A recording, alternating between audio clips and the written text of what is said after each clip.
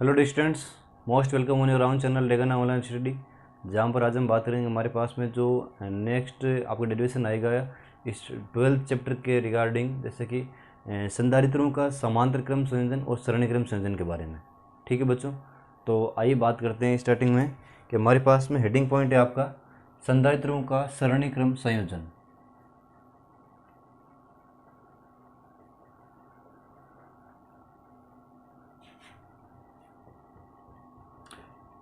संधारित्रों का सरणी क्रम संयोजन। बच्चों, आज हम इस लेक्चर के अंदर जो स्पेसिफिक बात करने वाले हैं उसके रिगार्डिंग ये है कि केवल इस वीडियो के अंदर तो हम एक सिंपल सा एग्जांपल मैं आपको प्रोवाइड कर दूंगा, और इस चैप्टर के रिगार्डिंग जो आपके जैसे कि समांतर क्रम संयोजन और सरणी क्रम संयोजन के जो डेरिवेशन के रिगार्डिंग जो फॉर्मूला बेसिस और अदर जो क्वेश्चन आपके आने वाले हैं उनकी मैं एक कंप्लीट सीरीज बनाऊंगा आपके लिए।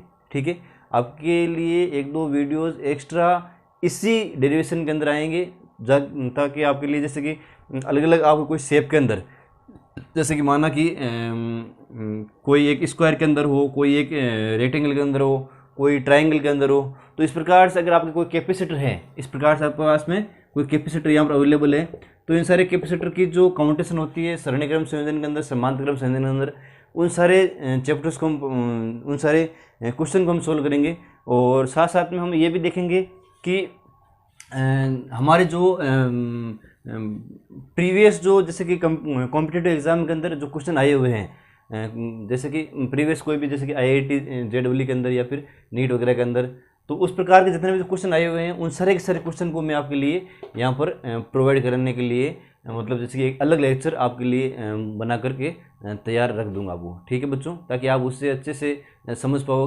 और कॉन्सेप्ट आप मेन पकड़ पाओ कि एक्चुअल के अंदर हमारे पास में अगर ये कॉन्सेप्ट हम लेकर के चले तो हमारे लिए कौन सी चीज़ें ज़्यादा बेहतर रहेगी और किस प्रकार सोल्यूशन हम आसानी से कर सकते हैं। ठीक है बच्चों, तो सबसे पहले हमारे पास में संधारित्रों का सरणी क्रम संयोजन। उसके लिए हमें क्या करना पड़ता है कि सबसे पहले आपको एक सीरीज के अंदर आपको पता है कि एक कैपेसिटर होते हैं, तो माना कि हमारे पास में सीरीज के अंदर तीन कैपेसिटर आपको इस प्रकार से अवेलेबल है, C1, C2 और C3। तीन कैपेसिटर अवेलेबल है और ये तीनों जो कैपेसिटर है वो किसी एक वी वोल्टेज से और कुंजी के से जुड़े हुए हैं, वी वोल्टेज से इस प्रकार जुड़े हुए हैं। आपको पता है कि जैसे कि आप यहाँ पर ऐसे भी दर्शा सकते हो कि बैटरी के साथ में ऐसे कर लो। ठीक है, ये आप छोटा रहने दो, इस प्रकार से किसी वी वोल्ट की बैटरी से जुड़े हुए हैं। इस परिपथ के अंदर क्या हो रहा है कि आप पास में अगर हम कुंजी को ऑन करते हैं तो उसके रिगार्डिंग यहाँ पर हमारे पास में जो तीनों आवेश जो उपलब्ध, जो आवेश तीनों संधारित्रों के अंदर उपस्थित रहेंगे, उस तीनों संधारित्रों के अंदर आवेश की जो वैल्यू है वो आपके रहेगी क्यू आवेश के अकॉर्डिंग। आवेश की वैल्यू जो है वो रहेगी क्यू आवेश के अकॉर्डिंग, और तीनों के अंदर आवेश वैल्यू सेम रहेगी, और इनका जो विभवांतर हो जाएगा वो जाएगा V1, V2 और V3 के अकॉर्डिंग। ठीक है बच्चों, तो आप कह सकते हो कि चित्रानुसार माना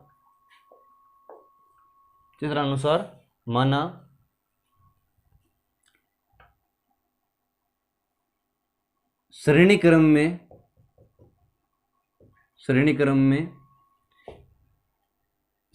में तीन संधारित्र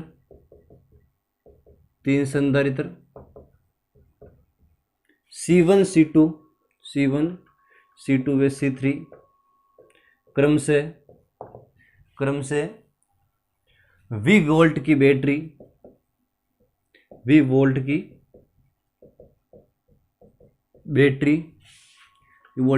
से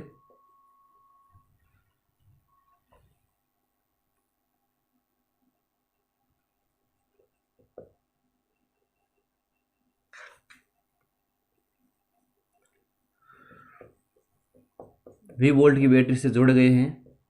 ठीक है, एवं तीनों संधारित्रों पर समान आवेश, तीनों संधारित्र समान आवेश समान आवेश Q से आवेशित है, Q से आवेशित है। ठीक है बच्चों, अब Q से आवेशित होने के साथ साथ हम कहेंगे कि तथा इनमें यदि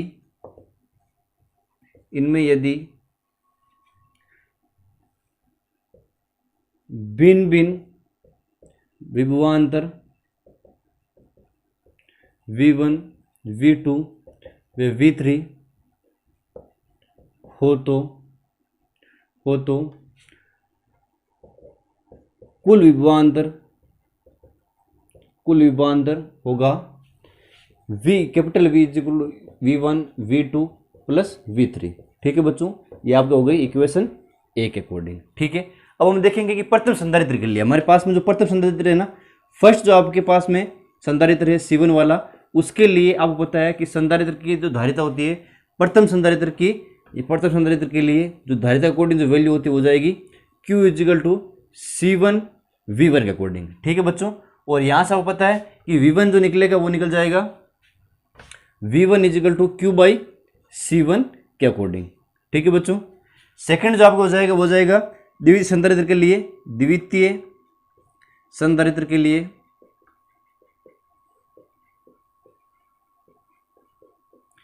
Q equal to C2 V2, यानी कि V2 इजिकल हो जाएगा Q बाई C2। ठीक है बच्चों, थर्ड है तृतीय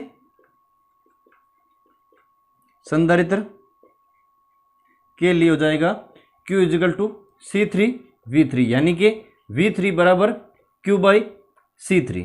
ठीक है बच्चों, ये इस प्रकार से आपके पास में संधारित्र की अलग अलग जो वैल्यू जो आ जाएगी, यानी कि धारिता के अकॉर्डिंग बात करें या उसमें जो आवेश है वो आवेश हमारे पास में कितना है। तो यहाँ पर देखिए, अगर आपको धारिता की वैल्यू निकालनी है तो C1 इजिकल हो जाएगा Q बाई V1 के अकॉर्डिंग, और आवेश की वैल्यू है आपको पता है कि यहाँ पर हो जाएगी Q equal to C1 V1 के अकॉर्डिंग। इसी प्रकार से तीनों संधारित्रों के लिए हमने जो विभवांतर की वैल्यू है उसके अंदर उसको हमने फाइंड आउट कर लिया है। तो यहाँ से हमने जो V1 V2 V3 की वैल्यू फाइंड आउट की, उस वैल्यू को हमें रखना समीकरण ए के अंदर। अतः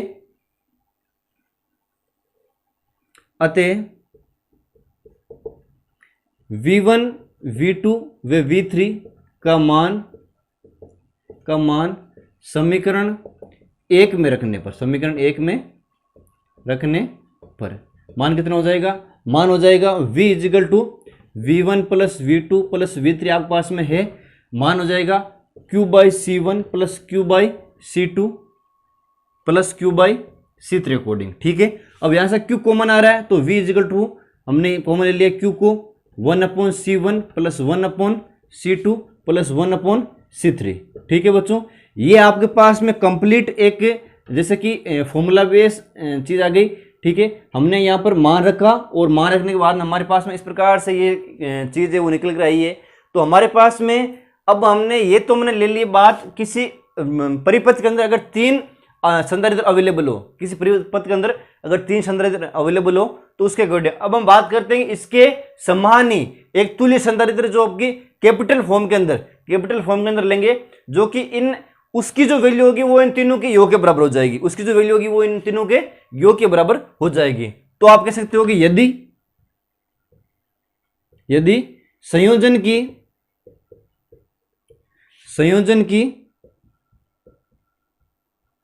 तुल्य धारिता इस प्रकार से हो। अब बताया कि तुल्य धारिता होगी उसके अकॉर्डिंग माना कि ये हमारे पास में परिपथ है कोई, उसके अंदर एक कैपेसिटर है C, जो जहां पर उसके ऊपर जो आवेश की वैल्यू हो जाएगी वो हो जाएगी Q और विभवांतर हो जाएगा V। वो माना कि कोई V वोल्ट की बैटरी से जुड़ा हुआ है और कुंजी की उसके अंदर लगी हुई है इस प्रकार से। ठीक है बच्चों, तो यहां पर उसके रिगार्डिंग जो वैल्यू वो कितनी हो जाएगी, तो संधारित्र के लिए Q इजिकल हो जाएगा CV और V, और आप पास में बताया आपको कि V की वैल्यू क्या हो जाएगी, V equal to Q by C। तो देखिए हमारे पास में ये जो आपके समीकरण है, माना कि इसको समीकरण नाम दे दिया, इक्वेशन 2 नाम दे दिया आपने। इक्वेशन 2 नाम देने पर क्या होगा कि इसके ये इक्वल में हो जाएगी। तो समीकरण 2 और समीकरण 3 के अकॉर्डिंग, समीकरण 2 और समीकरण 3 के अकॉर्डिंग, समीकरण 2 व 3 के अनुसार, 3 के अनुसार। तो देखिए बच्चों, जैसे कि इस v की वैल्यू इसके इक्वल है, तो q by C is equal to q 1/c1 plus 1/c2 plus 1/c3। ठीक है बच्चों, q से q कैंसिल आउट, तो 1/c is equal to 1/c1 plus 1/c2 plus 1/c3। ठीक है बच्चों, इस प्रकार से आपके पास में सरणीक्रम संयोजन की ये कंप्लीट एक फॉर्मेशन आपके पास में निकल कर आ गई है। ठीक है, अब आपको ध्यान रखना है कि हमारे पास में यहाँ पर जो ये जो फॉर्मेशन निकली है उसके रिगार्डिंग हम कह सकते हैं कि अर्थात जो सरणीक्रम संयोजन की तुल्य धारिता है वो सभी संधारित्रों के या आप कह सकते हो कि सरणीक्रम संयोजन के व्युत्क्रम संधारित्र की धारिता, सरणीक्रम संयोजन के व्युत्क्रम संधारित्र की तुल्य धारिता या व्युत्क्रम की तुल्य धारिता सरणीक्रम के सभी संधारित्रों के व्युत्क्रम योग के बराबर होती है, सभी संधारित्रों के व्युत्क्रम योग के बराबर। यहां पर देखिए ये भी इनवर्स में जो तुल्य धारिता वाला है वो, और ये जो सभी की सभी संधारित्र हैं जो तीनों के तीनों लगे हुए हैं वो भी आपके पास में व्युत्क्रम में। तो इस तुल्य धारिता का योग है, व्युत्क्रम तुल्य धारिता का जो योग है वो सभी संधारित्रों के व्युत्क्रम योग के बराबर हो जाएगा। ये बात आप लोगों को ध्यान रखनी है। ठीक है बच्चों, ये चीज होगी। अब आपके पास में सेकंड चीज आ जाएगी कि एक तो इसका समांतरक्रम संयोजन के बारे में हम बात करेंगे, और सबसे पहले इसका जो स्क्रीनशॉट आप एक बार वो ले लो ताकि आपके लिए नोट्स के लिए आसानी हो जाए। नेक्स्ट हम बात करेंगे कि हमारे पास में समांतरक्रम संयोजन होगा उसके बारे में। ठीक है बच्चों, तो इस संधारित्र का जो मान है, सरणीक्रम संधारित्र का जो मान है वो मान आपके पास में हमेशा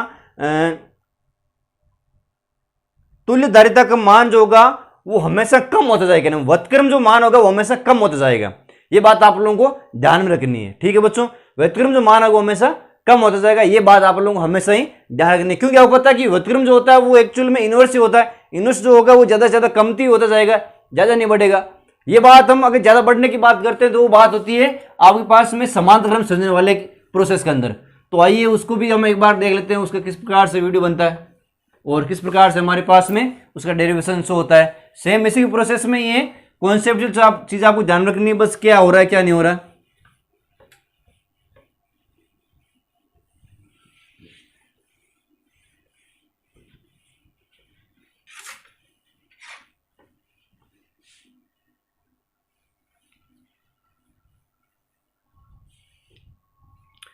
नेक्स्ट हम बात करेंगे संधारित्रों का समांतर क्रम संयोजन, संधारित्रों का समांतर क्रम संयोजन, यानी कि अगर कैपेसिटर जो है वो पैरेलल फॉर्म के अंदर हो। किस प्रकार से देखिए,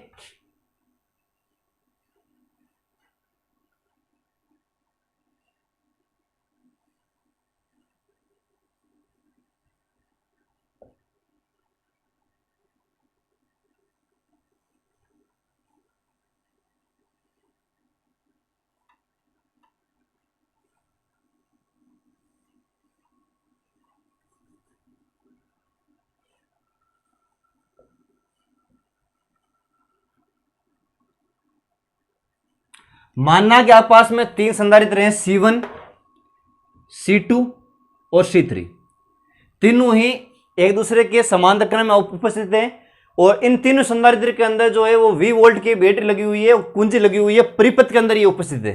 ठीक है बच्चों, अब आपको ये बात ध्यान रखनी है कि हमारे पास में इन तीनों संधारित्र के अंदर, तीनों संधारित्र के अंदर जो हमारे पास में आवेश की वैल्यू जाएगी वो क्या होगी, और विभवांतर की जो वैल्यू है वो क्या होगी, ये बात आप लोगों को ध्यान में रखनी है। ठीक है बच्चों, तो विभवांतर जो होगा इन तीनों के अंदर समान होगा, विभवांतर जो होगा वो इन तीनों के अंदर समान होगा,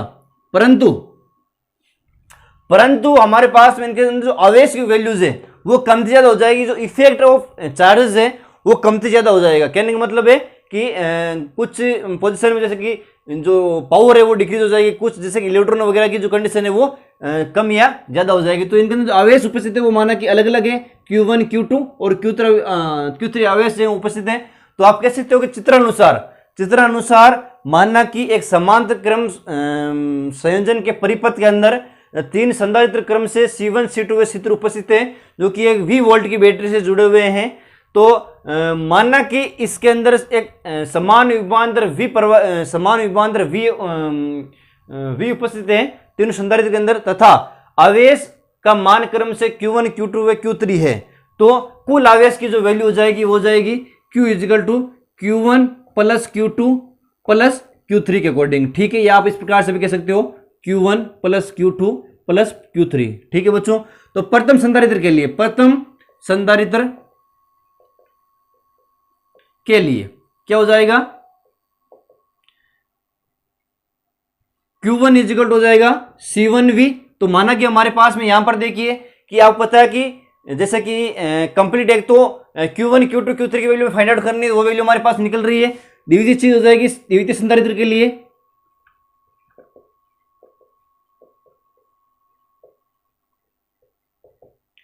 Q2 इजिकल हो जाएगा C2V। तृतीय संधारित्र के लिए हो जाएगा जो आवेश का मान है वो Q3 इजिकल टू C3V। ठीक है बच्चों, यहां पर हमारे पास में ये जो तीन वैल्यूज है उसकी वैल्यू को रखना समीकरण 1 के अंदर। तो समीकरण 1 के अंदर, समीकरण 1 में Q1 Q2 Q3 के अनुसार, Q3 के अनुसार क्या हो जाएगा, देखिए कंप्लीट Q इजिकल हो जाएगा C1V plus C2V plus C3V के अकॉर्डिंग। ठीक है बच्चों, तो Q इजिकल हो जाएगा V C1 plus C2 plus C3। ठीक है बच्चों, ये आप पास हो गए समीकरण 2। ठीक है बच्चों, ये बात आप लोगों ध्यान रखनी है। अब हम बात करेंगे इसके समांतर ही है कि तुल्य कोई एक संधारित्र है, तुल्य कोई एक संधारित्र है। तो आप कह सकते हो यदि इस संयोजन के तुल्य एक संधारित्र इस प्रकार से हो, माना कि ये कोई एक परिपथ है, इसके अंदर एक कैपेसिटर है C जो कि एक V वोल्ट की बैटरी से जुड़ा हुआ है और एक कुंजी केस जुड़ा हुआ है। तो इसके अकॉर्डिंग हमारे पास में आवेश की वैल्यू हो जाएगी, वो जाएगी Q इजिकल टू CV के अकॉर्डिंग। आवेश की वैल्यू हो जाएगी Q इजिकल टू CV के अकॉर्डिंग वैल्यू हो जाएगी। तो हमारे पास है माना कि इसके और इसकी जो वैल्यू है वो समान है। तो समान वैल्यू होने पर क्या होगा, देखिए समान वैल्यू होने पर क्या होगा कि देखिए हमारे पास में कि अतः तुल्य धारिता का मान समीकरण 2 में रखने पर, समीकरण 2 में रखने पर, ठीक है बच्चों,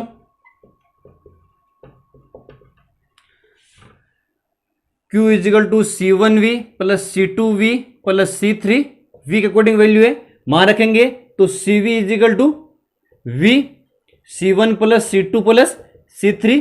तो V, ठीक बच्चों, तो इसी के साथ में जैसे कि हमारे पास में मैंने एक क्वेश्चन भी सोल्व कर दिया साथ साथ में इसके। ठीक है, तो वीडियो क्या है कि जैसे कि थोड़ा पॉज हो गया था, उसकी वजह से मतलब ये क्वेश्चन सो नहीं हो पाए और कुछ टेक्निकल एरर की वजह से। तो कहने का मतलब है कि जैसे ये जो चीज़ें वो सारी हम नेक्स्ट वीडियो के अंदर भी बात करेंगे इसके बारे में। उसके अंदर आपके जैसे कंप्लीट जो कॉन्सेप्चुअल इसके सीरीज़ के जो फॉर्मूला बेसिस क्वेश्चन बनेंगे वो सारे मैं आप लोगों को बताता जाऊंगा, और साथ साथ में कुछ एक फॉर्मूले जो आपके लिए अवेलेबल होंगे वो भी मैं आप लोगों के लिए बताता जाऊंगा, ताकि आपको एक फिक्स जो कोई भी कॉम्पिटिटिव एग्जाम हो उसके अंदर इस चैप्टर के अकॉर्डिंग कोई भी एक